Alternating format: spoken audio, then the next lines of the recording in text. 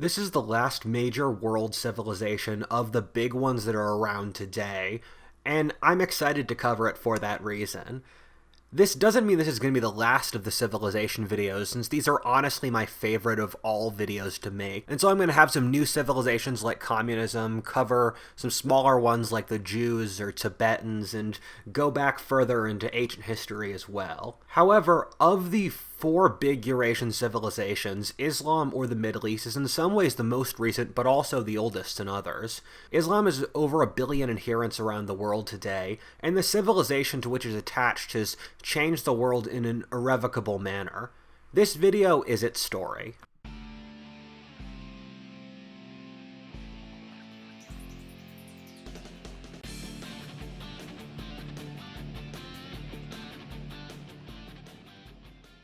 Dealing with injury can be a challenge for anyone, and thankfully Morgan & Morgan is here to help. Morgan & Morgan is America's largest injury law firm. They have over 100 offices across the country, more than 800 lawyers, and 4,000 case staff ready to fight for you. Sometimes people are hesitant to sue because of the expenses, but Morgan & Morgan only charges you if they win the case. There are no upfront costs, no sign-up fees. All the paperwork, research, experts, witnesses, negotiations, court hearings, it's all free unless they win. If you don't win your case, you pay nothing. When you get injured, you deserve compensation, and when you sue, it's an insurance company footing the bill, so the person you're suing won't be crushed by the financial burden, so you can get the money you need with a clear conscience. If you're ever injured in an accident, you can check out Morgan & Morgan. Their fee is free unless they win. For more information, go to forthepeople.com/whatifaltist or dial #law 529 from your cell phone. This video is going to cover the main Middle Eastern North African area of the Muslim world, or the region that stretches from Morocco to Pakistan. I'm not going to cover the Malay Archipelago since I already did that in my video on Southeast Asia, and I'm going to cover the Sahel in a future video on African civilizations. For both Southeast Asia and the Sahel, they are Muslim, however I don't count them as the same civilization, given they are geographically thousands of miles away from the Middle Eastern North African region, while also being geographically and ethnically distinct. They all had their own native, completely different civilizations, whose elites largely decided to label themselves as Islamic in order to be more global. It's funny to talk to Europeans, given they have a pretty unhappy relationship with Islam, given they've been their top competitor for centuries, and their countries have some problems with Muslims today. However, Islam is actually one of my favorite civilizations. I just find them very compelling. I grew up in the wake of 9/11, where radical Islam, not unfairly, was portrayed as the bad guy. However, I was always curious about what radical Islam had going for it, where it was able to convince so many young men to commit suicide for it. I've been to Tunisia, Turkey, Egypt, and Qatar. One of the biggest running jokes on this show is how into the possibility of a future Turkish empire I am. Although she's an American of British ancestry, my mom grew up in Iran and has told me lots of stories about it. Muslim countries are fascinating in how they're different from the West, but at the same time, of the main Eurasian civilizations, they're by far the closest to us. We both follow Abrahamic religions that worship the same God, we're both heirs to the Greeks and the Romans in our own ways, and the Middle East and Europe are genetically the same race. This is a video to explain the civilization that in some ways is a bizarre mirror image of the West. Islam is the youngest of the four main civilizations in Eurasia, but its roots also go the deepest. The Middle East really is the graveyard of civilizations, given that for civilization's first 2,000–3,000 years, it was mostly just in the Middle East. This region had Elamite, Mesopotamian, Jewish, Egyptian, Phoenician, Aramaean, Hittite, Armenian, Greek, Roman, and other societies before the Muslims arrived. The Muslims started in the middle of the map in an area where the game had been playing for a very, very long time. Lots of trajectory that ended up with Islam had been bumping around for thousands of years before Muhammad, and eventually were pulled together from obscurity to form the supernova that completely changed the world. The ultimate way to understand the Middle East, or the constant that's lasted for thousands of years, irrespective of whatever nations and ethnic groups sit on them at any given time, is the geography. And geographically, there are three separate Middle Easts. The first one is the mountainous regions of Persia, Armenia, and Turkey. This area is mountainous enough to be able to make hard men that are good warriors, but also is arable enough to support large populations. This region has ruled the Middle East for the majority of the last 2,500 years. At the time of Muhammad, a combination of the Persians and Greeks, who were based out of Anatolia, had ruled the civilized Middle East for 1,000 years straight. The second area is the Fertile Crescent, or a strip of flat, farmable land stretching in an arc from southern Iraq to Egypt.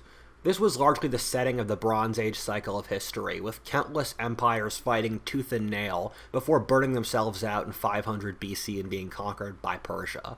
This area was extremely wealthy at the time of Muhammad, but also politically subservient. The native peoples are Semites, relatives of the Arabs. The third geographic area being the deserts of Arabia. Ironically, even though they were literally neighbors to the oldest civilizations in the world at the time of Muhammad, the Arabs were uncivilized tribes that had maintained independence. The area is dead dry and divided between nomadic tribes and city-states which are clustered around oases and are the trade depots. The Bedouin tribes of the Arabian desert are a constant in history. They were there 4,000 years ago with Abraham and are still the elite guard of the Saudi military today. The Bedouins have largely been doing the same thing in that whole time period, bringing their herds through the desert, waging intertribal war between clans, and all that. The Arabs had attacked the neighboring peoples of the Fertile Crescent for 3,000 years before Muhammad. The Akkadians, Babylonians, and even Jews were previous Arab peoples that had carved out kingdoms in the civilized world. The Semitic peoples have shared many deep cultural similarities for their whole story. The brilliant German historian Oswald Spengler, in fact, liked to say that the Islamic Caliphate under Muhammad was an endpoint of already thousands of year-old civilization that stemmed back to the Jews under Moses. This argument does have some validity to it, given that you can see an awful lot of cultural connections that stretch from Moses' time to Muhammad's. They all believed in a harsh but loving, inhuman God that cared a lot about ritual taboos, like many in both Judaism, being the consumption of pork, circumcision. They despised icons. They both had prophets rise up to give them a strict moral code around which they could construct their societies. They were both desert herder peoples who established their empire that conquered farming peoples under a theocracy. The French historian Fabry likes to imagine the similarities between the Jews and Muslims, like that between the Romans and Americans or Greeks and Europeans, as ethnically similar societies that operate under many similar close patterns, but are still distinct. I like the Spenglerian argument that Islam is an endpoint of an already old philosophy, since it's not like Muhammad saw himself as the inventor of a completely new tradition, rather as the culmination of something that had started thousands of years before, stretching back to Moses or Abraham, with the Arabs even seeing themselves as brothers with the Jews, as children of Abraham, and Muhammad calling himself the last prophet of that tradition. The genius of the Semitic peoples is they continually produce prophets. The moral codes that Muhammad pulled from had already existed for a very long time, and Spengler viewed Muhammad as something like a Western Puritan movement or an attempt to solidify and perfect a pre-existing cultural tradition. The thing that makes this movement very difficult to tease out is that the Semitic civilization that had been percolating beneath the surface was ruled by foreign dynasties, and thus we can't see the direct outcomes of its evolution. The Middle East was divided before Muhammad and split between Persian and Greek-speaking conquerors. The Semites were quite wealthy and cultured, but they were colonized. However, at the same time, we have to be fair that Islam was really something new. What Muhammad orchestrated was a mass rebellion by the Semitic peoples that allowed them to rise to global predominance. His creation of Islam is one of the most remarkable events in all of world history. A single man really formed an entire civilization. By creating the political and religious structure that would allow the Arabs to spread across the whole known world, lasting until the present. Muhammad may be the most important person in the whole history of the world for pulling this off. With European, Chinese, and Indian civilization, they formed over thousands of years, and there's no single person you can point to who definitively built them, but there is for Islam. It's pretty common for a region to make a religion, then try to convert to it, fail, export it to another civilization where it sets much deeper roots before converting to something approximating what it had earlier. This happened in India and the Far East with Buddhism, Western Europe and Asia with Marxism, and in the Middle East and Europe with Christianity and Islam. Through the process of converting the mostly European Roman Empire and through adoption by Greek-speaking Jews, Christianity morphed into a religion largely for Europeans, leaving out the elements that made it attractive to the Semites. Semitic peoples like an all-powerful, overpowered, inhuman god who doesn't like idols, and has all kinds of ritual prescriptions. The gods of the Middle East are like their sun in deserts, unlike Western Europe's more human and forgiving Christian god like their wet, fertile, temperate climate. This is a trend we see stretching back all the way to Babylon and Mesopotamia. However, Christianity was hijacked by the Greek-speaking Orthodox Byzantines, who then oppressed the Semitic sects of Christianity like the Nestorians or Copts. In all honesty, the Prophet Muhammad was an absolute Chad.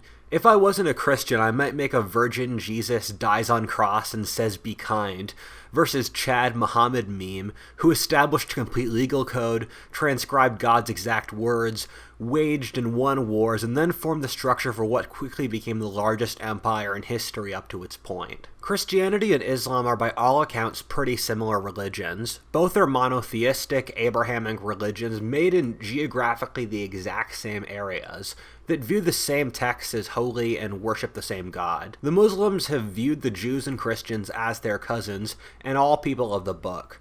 However, Christianity and Islam do have some very key differences that it's important to tease out. As my friend Kurt Doolittle likes to say, small differences over large amounts of people over long periods of time can make the greatest differences in the whole world.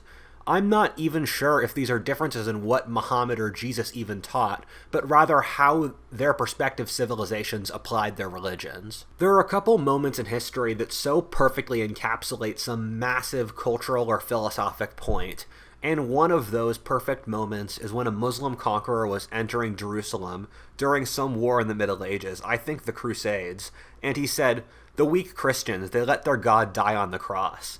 This one line encapsulates all the differences between Islam and Christianity. As a Christian, one of the things I find cringe about my religion is the amount of times people bring up Jesus. I understand he's the Son of God and possibly the most important person to have ever lived, but you just can't say Jesus loves us to deal with every theological question. I once went to a church where it was, funnily enough, a church for Instagram influencers where they said, "Thank you, Jesus," literally 1,000 times over the surface. It's like calling your girlfriend every day. It's just too much. However, there is a reason Christians love Jesus so much. It's that God, through resurrecting him into a physical person and that body, was able to find a way to humanize himself. It's a way of bridging a gap of infinite size and showing that we all fail and every single one of us won't match up to some external standard, but we're still worthy of God's love. This was not the case in Islam, which believed it would be victorious since that was God's will.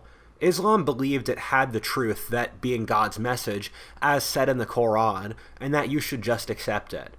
The Christians started to get the idea of an abstract truth none of us know, but we will gradually approach.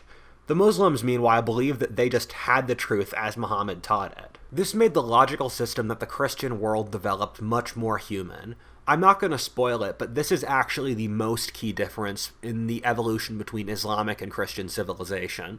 Also, since Christ was a carpenter's son who died a criminal's death at the hands of a colonial empire, while Muhammad was a very successful warlord and statesman, Christianity put humility as by far the most important virtue, with pride as the worst, while Islam put submission and acceptance of God's message as the greatest virtue.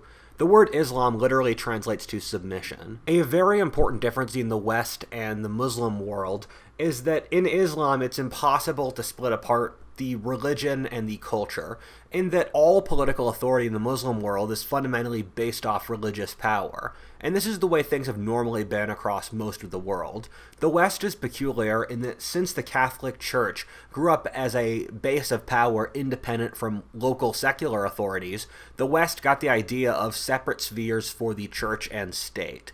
And this allowed a split in thinking between the two and the rise of a secular sphere, but there's no such similar idea in Islam, with the idea of even having a secular, non-religious sphere not existing for Western influence. Since political and religious authority are the same in the Muslim world, there's always this sort of yearning for the broader unification of the Muslim peoples that they started with under Muhammad and the Muslim world had for its first couple hundred centuries. And so this idea of unifying the House of Islam into a single political force has been incredibly powerful and even is still so today. As I talk about in this video, Islam and Christianity are split by the guilt-shame value systems.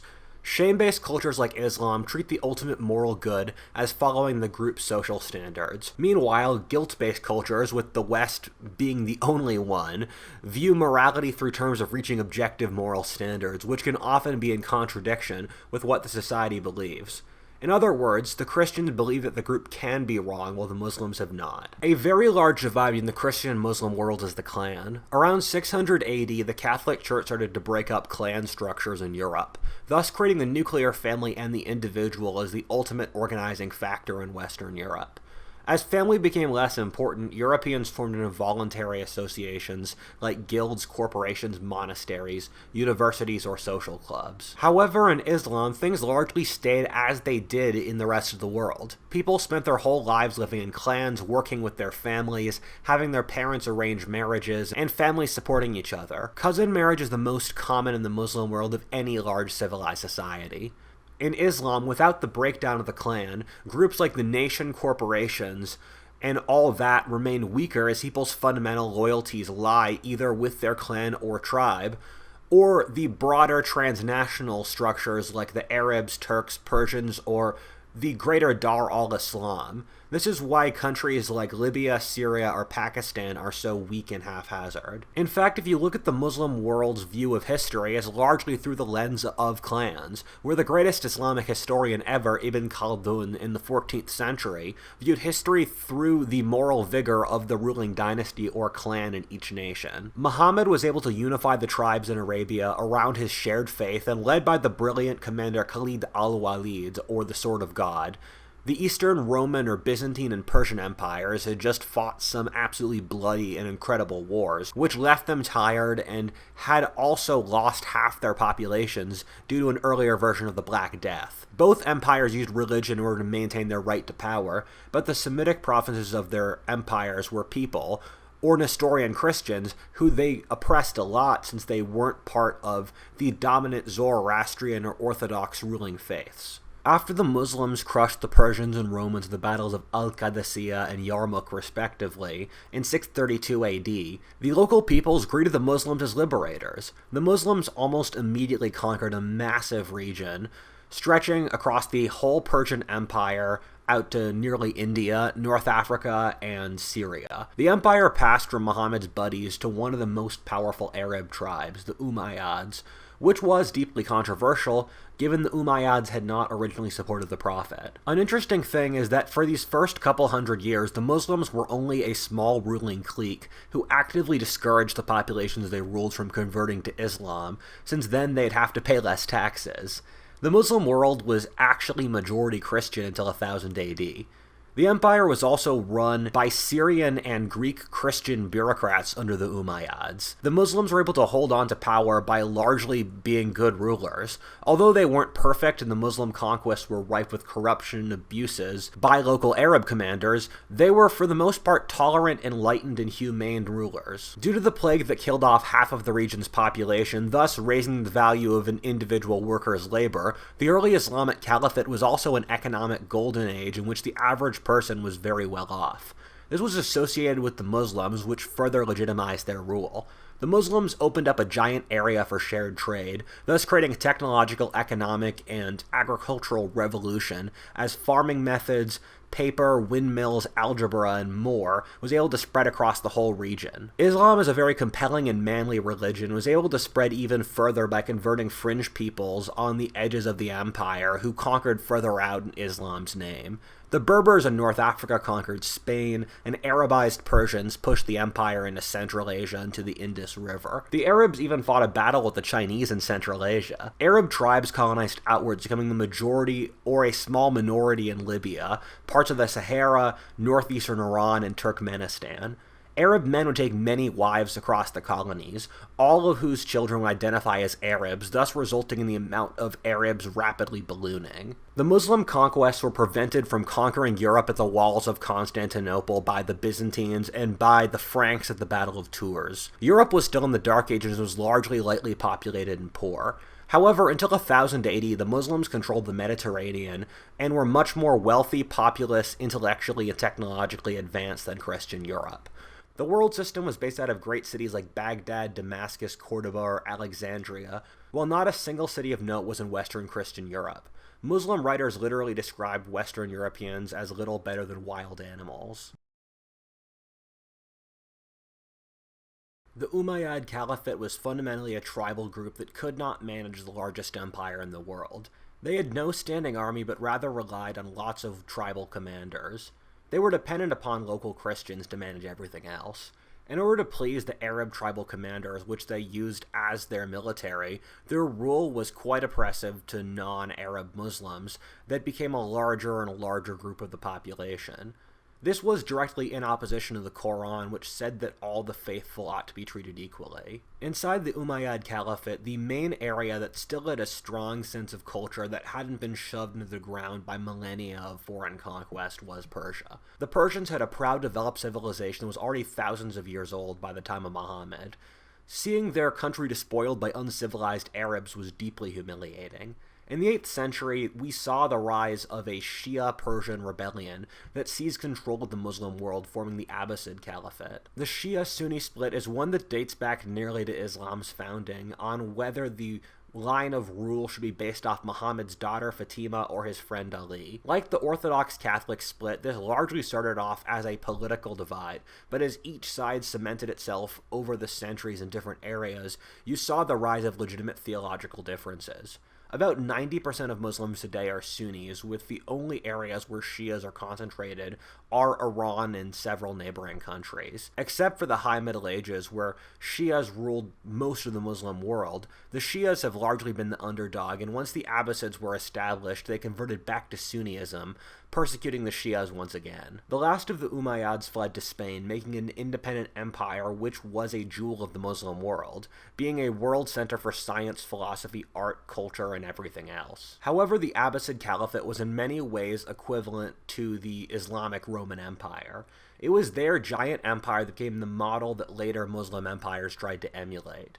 The empire's focus shifted east from Syria and Greek speakers to Mesopotamia and Persian speakers. The capital, Baghdad, quickly rose to become the largest city in the world and a global center of culture. The incredible wealth and decadence in Baghdad has literally become legendary, with the 1001 Arabian Nights stemming from it. However, as Ibn Khaldun so presciently figured out, after 120 years, like so many other dynasties before and after, the Abbasids slid into decadence, and we started to see social breakdown and the empire collapse. This is super interesting, and through it, we can see lots of trends that apply to Muslim empires in general. One of the things I see across the history of the world is that people use the same philosophies time and time again. The falling Abbasid Empire had anarchist rebels in Azerbaijan, black communist slaves rebelling in southern Iraq, and religious fanatics in Persia as the unified empire stopped being able to function. A very important theme here is slavery. Islam is the only one of the 4 major Eurasian civilizations to keep practicing slavery on a large scale. The Islamic slave trade is the largest ever in history, being practiced in large scale into the 19th century, and it still happens in real terms today. This could be for a series of complicated reasons that I have a text wall here to explain. However, a big one is that due to Islam's tribal nature, the only way to get followers who won't back their tribal interests over yours, or people from your own tribe who have all sorts of rights and privileges you have to respect, is through having slaves. This means that slaves perform lots of differing roles that we would find bizarre in the West. Of course, the people working in the sugarcane fields were slaves, often from Africa, like in the Americas, but also the rulers' concubines were all slaves, often from Eastern Europe and the Caucasus, meaning that most of the rulers' mothers were slaves. And for the Ottomans and a lot of these dynasties, a lot of the ruling family ended up being majority Eastern European Slavic ancestry. The bureaucrats were eunuch slaves, or people whose dicks were cut off so they couldn't reproduce and support their children over the dynasty. Strangely enough, the armies and military elites were normally slaves called gulams or mamelukes, normally drawn from Turkish peoples in Central Asia or from Eastern Europe. These mamelukes were slaves who were often incredibly well-armed and powerful. Even though they were slaves, they often lived in palaces, were literate, and incredibly wealthy. This brings up the problem that's kind of obvious, which is if you arm the slaves, why don't the slaves just rebel and make themselves rulers? This is what happened in the Muslim world, with the rulers for the medieval period largely being these former slaves. Egypt, for example, is run by Chechen, Albanian, and Caucasian slaves from around 1200 until the 1950s.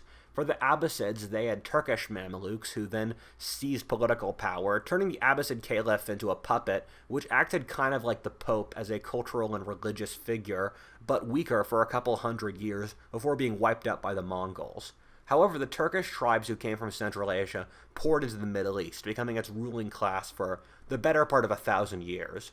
We're going to cover this later, but at this very point, an incredibly decisive change was occurring in the Muslim world that would forever control its outcome as a civilization. In 900 AD, the Muslim world was the intellectual center in the whole planet. The Muslims had wholeheartedly translated ancient Greek texts. The Muslim world buzzed with creativity, rationality, and philosophy. Much of the philosophy and science that the Western world used itself, they took from the Muslim world in the aftermath of the Crusades. The Abbasid court was run by the Mu'tazila freethinkers, who believed that God could be found in rationality, and scientific inquiry was how to find the truth. However, over the next 1,000 years, Islam largely shut itself off from the rest of the world. Today, there's 4 times as much printed in Spanish every year than Arabic, and Spanish doesn't even print that much compared to a language like English. No one in the Arab world is capable of building a bicycle, let alone a car. The Muslim world is still psychologically in the Middle Ages, stoning gay people, not letting women drive, show their hair, or oppressing their Christian and Jewish minorities. What happened in between? You can find the turning point in the 11th century with Al-Ghazali. He was born in Iran and pushed an absolutist understanding of the Quran.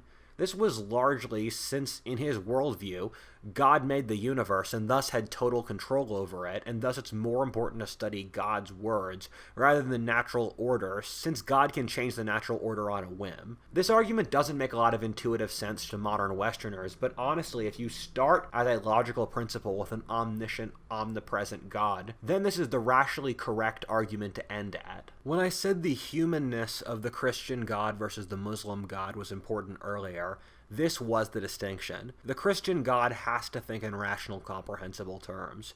The Muslim God is not human and does not. He is an alien force that knows what's right, even if it doesn't make sense to us now. Beforehand, the scientific freethinkers were the ruling group in Islam, and Al-Ghazali was politically repressed, but in his legacy, he totally won out. The scientific impulse in Islam briefly withered and died, never to resurface. A great example of this sort of thinking centuries later is the Muslim empires banned the printing press, since they thought it might cause social instability. Did this have to happen? I really don't know. I think Islam was given a choice to become a scientific society and ran with it for a couple hundred years, but then didn't go the distance. The Middle East has normally been run by theocracies, so the Mu'tazila were bucking a long-lasting norm. The Turkish conquerors also preferred the more absolutist puritanical views that Al-Ghazali propounded. What happened in Islam was that the priest and warrior classes teamed up to control the society. Religion in the intellectual world was controlled in Islam by the councils and elders of the ulama, who have been fundamentally conservative. In the same ways that India and China solidified around 200 BC into set cultural modes that they really wouldn't deviate from at all for thousands of years until European colonialism, the same occurred with the Islamic civilization around 1000 AD.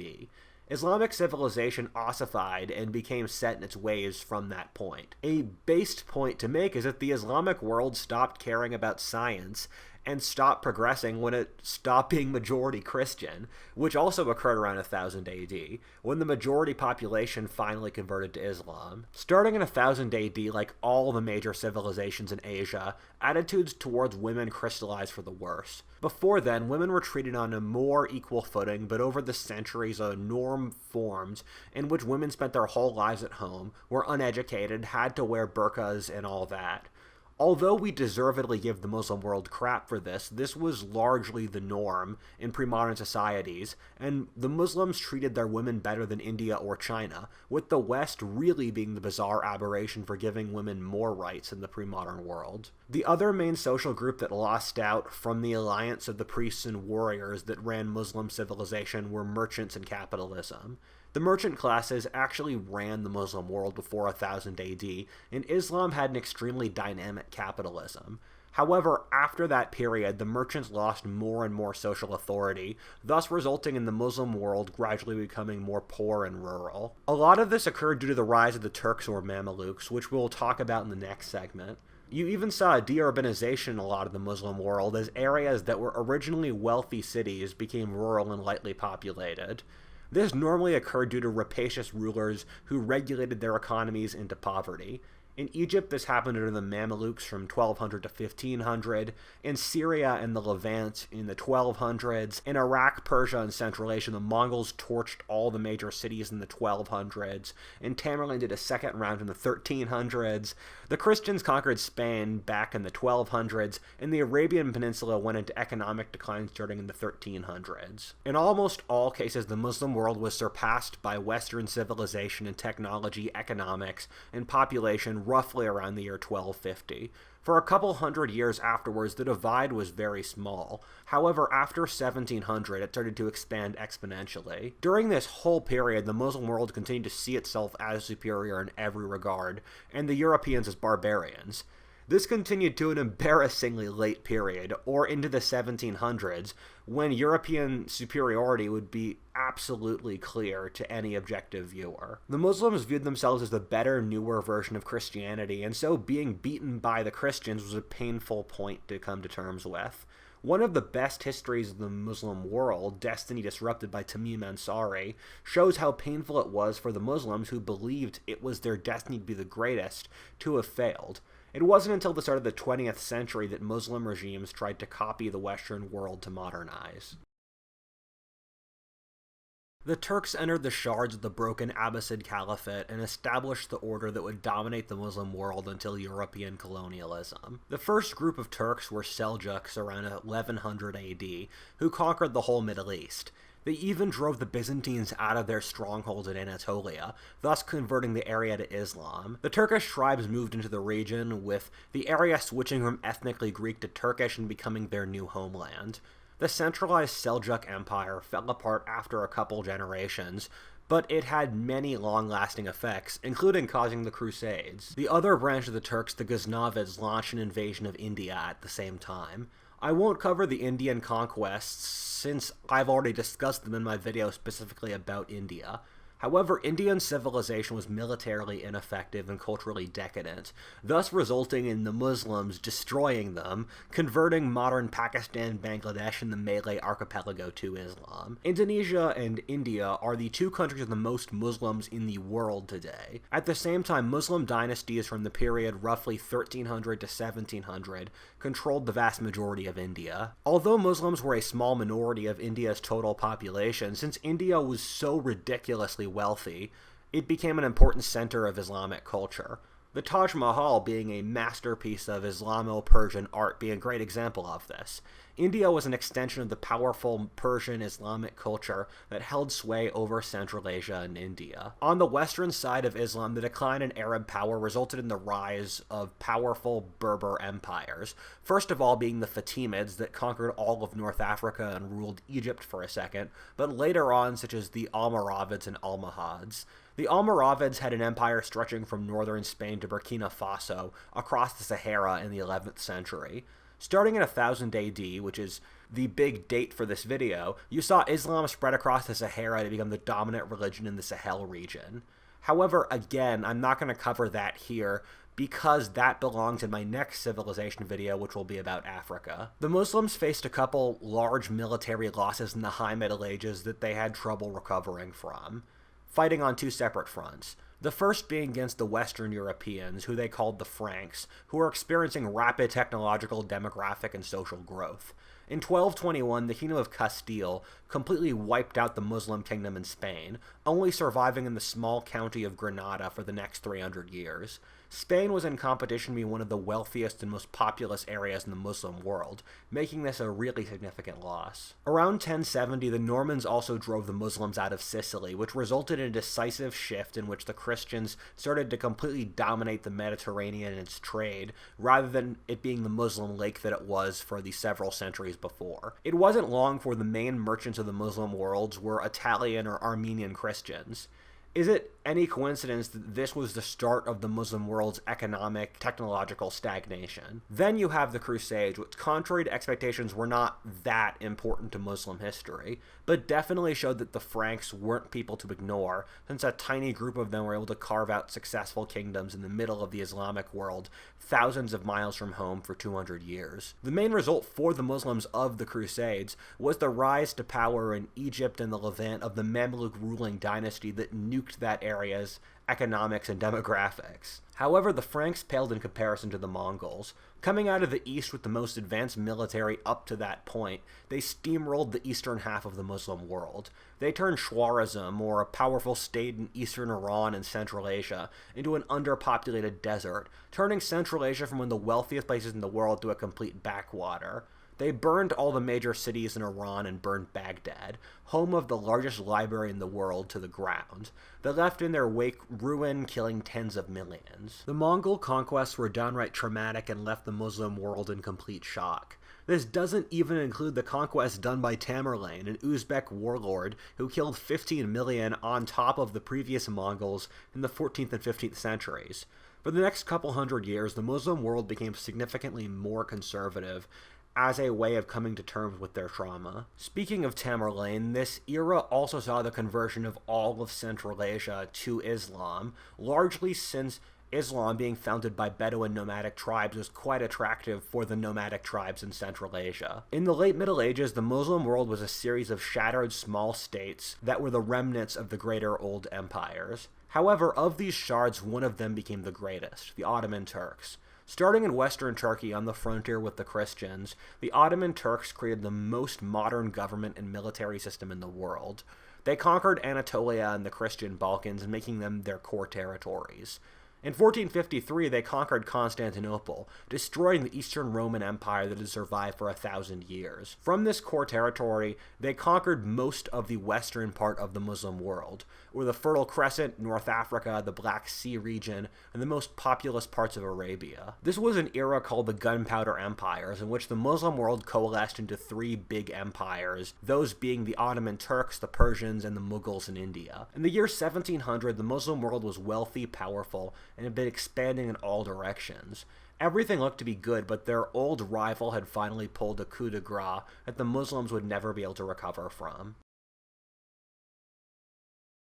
Earlier in this video, we've talked about how the Muslim world set into a mold around 1000 AD, right when Europe started to take off, experiencing an unprecedented period since of economic, technological, demographic, military, and growth in every other way, which I talk about in my video on Western civilization. The Muslims, who had been winning for so long, started to have to manage their stagnation in a world where their competitors had clearly won. The first step of the European victory was the Portuguese domination of the Indian Ocean trade in the 16th century, where they drove the Muslims out of the water. However, the Muslims only really started to lose to the Europeans in a real way in the 19th century. The Muslims in Africa were divided between separate European colonies. The British took India, the Russians Central Asia, and the Ottomans, called the sick man of Europe, only survived by playing various European powers against each other to stay alive. At the start of the 20th century, the Turks started an endeavor to modernize their country, which was finished by Ataturk, and it actually worked. If the Ottomans hadn't fought World War I, they would have almost certainly survived as an empire, in my opinion, and they fought very well in that war as well. However, they still lost when the British and French divided up the Middle East. The tribes in the middle of the Arabian desert were able to get the Hejaz and found Saudi Arabia. Saudi Arabia is emblematic of how the Middle East is rich in oil, the most valuable substance in the world today. This turned many countries in the area that really have nothing else going for them, such as the Gulf Arabs or Saudis, ludicrously wealthy. At the same time, oil money has propped up other states like Iran, Iraq, or Libya. Oil has largely not been used for constructive gains in the Muslim world, rather to prop up already corrupt regimes. Saudi Arabia is also fascinating because they push radical Islam and Wahhabism upon the rest of the world, and because they have so much oil money, they can do this in a large scale. And people today in the West often believe radical Islam is an ancient, very conservative thing, but it's fundamentally quite new, has been spread around the world over the last couple decades in some way as a competitor to global communism. But Even the founder of that movement was doing it at the exact same time as the American Revolution, and the rise of radical Islam has in many ways been a reaction against having their pride be destroyed by the West's victories. The European colonization of the Middle East was largely short-lived, and they pulled out after World War II, and then at this point the Middle East became dominated by small nations that had very little popular legitimacy. They've been called bunker regimes, or military dictatorships ruling autocratically from bunkers. All things considered, the Europeans really didn't have that much of an effect on the Islamic world in the way they did in, say, India or Africa, or even China, where the communists seized power. The Muslim world had already developed political and social structures such as Sharia law that it was able to revert back to once the Europeans left. However, the main side effect of European colonialism was to make the Muslims feel a crisis of inferiority that they could not deal with. They were supposed to be God's chosen people, so how did the Christians beat them? At the same time, the West's secularism was a threat to Islam's theocratic worldview. The ideas of tolerance, atheism, or feminism stood in direct opposition to Islam, where religion and government had worked together over their whole history as a single force. Something must have gone wrong. For the first few decades after European colonialism, the Islamic world was dominated by secular regimes that tried to import the Western ways of life. However, this backfired as Islamist theocrats gained legitimacy and seized control over most of the Muslim world. Iran, as a great example, went from a country where it was illegal for women to wear the hijab to one where it was illegal not to wear the hijab. An irony is the Americans pushed democratization in the Muslim world thinking it would make them more liberal, because that's what happened in the Western cultural context, while the reality is the Muslim masses just voted in theocrats. In Egypt, the students rioted, causing the dictatorships to fall, and then when the democracy came up, the Muslim Brotherhood was voted into power, thus resulting in the army setting up a military dictatorship. Muslim democracies like Turkey, Indonesia, and Pakistan have all failed, as they've all voted in Sharia-based aggressive autocratic states. The waves of terrorism were just a phase caused by the Muslim world trying to show its disgust and wave its lost honor at the West.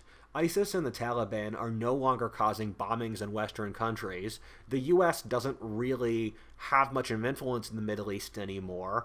And this whole flavor of radical militant Islam is no longer popular since it's ultimately failed, and the radicals have shown themselves to largely be morally corrupt themselves. However, the future of the Muslim world remains dark and complicated. This is an area that will almost certainly experience mass famine over the next couple years. At the same time, the Muslim world, which has kept its spirit, still has a birth rate, and with Turkey creating the precedent for industrialization, I don't think this area is completely hopeless. It wouldn't surprise me if something comes out of the ashes of our current world order in the Muslim world as something absolutely extraordinary.